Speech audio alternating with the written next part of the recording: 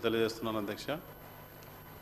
ఈ హౌజ్లో మాట్లాడే అవకాశం కల్పించినటువంటి పిసిసి అధ్యక్షులు గౌరవ ముఖ్యమంత్రి గారు రేవంత్ రెడ్డి గారికి, గెలిపించి ఇక్కడికి పంపించినటువంటి పినపాక నియోజకవర్గ ప్రజలకు ధన్యవాదాలు తెలియజేస్తూ ఒకటే అంశం అధ్యక్ష నేను మాట్లాడేది.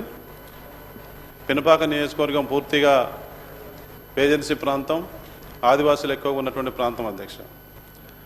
మనుగూరు మండలంలో మనుగూరు గ్రామ పంచాయతీగా ఉన్నదాన్ని 2005 సంవత్సరంలో మనుగూరు మున్సిపాలిటీగా చేసిన తర్వాత ఆ రోజు నుంచి ఈ రోజు వరకు అంటే సుమారు 19 సంవత్సరాలు అక్కడ స్థానిక సంస్థలకు ఎన్నికలు లేవు అధ్యక్ష. ఎన్నికలు కూడా జరగట్లేదు. ఏజెన్సీ ప్రాంతం కావడంతో ప్రత్యేకమైన చట్టాలు ఉన్నాయి. మున్సిపాలిటీ అయిన తర్వాత కేసు కోర్టులో పెండింగ్లో ఉంది. దీనివలన ఆ మనుగూరు మున్సిపాలిటీలో అయ్యే సందర్భంలో 13 గ్రామీణ ప్రాంతాలను వ్యవసాయ కూలీలు చేసుకునే 100 కుటుంబాలను ఆ మున్సిపాలిటీలో కలపడం వలన ఇవాళ గ్రామీణ ఉపాధి హామీ పథకంలో పనిచేసుకునే అర్హతను కోల్పోయారు. మున్సిపాలిటీ కావడం వలన గ్రామీణ ఉపాధి హామీ పథకం అక్కడ వర్తించట్లేదు. వ్యవసాయ పనులు లేని సమయంలో వ్యవసాయ కూలీలు పనులు చేసుకోవడానికి వచ్చినటువంటి చట్టం గ్రామీణ ఉపాధి హామీ పథకం.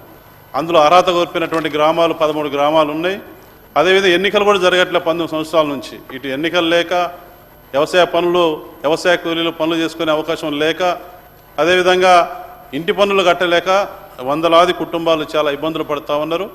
గతంలో కూడా గత ప్రభుత్వం కూడా చెప్పడం జరిగింది అధ్యక్ష. నేను మనుగూరు మున్సిపాలిటీలో ఉన్న గ్రామీణ ప్రాంతాలను 13 గ్రామాలను గ్రామ పంచాయతీలుగా ఏర్పాటు చేసి వాళ్ళకు ఇంటి పన్నులు తగ్గే విధంగా గ్రామీణ ఉపాధి హామీలో పనులు కల్పించే విధంగా అవకాశం కల్పించకపోవడం జరిగింది.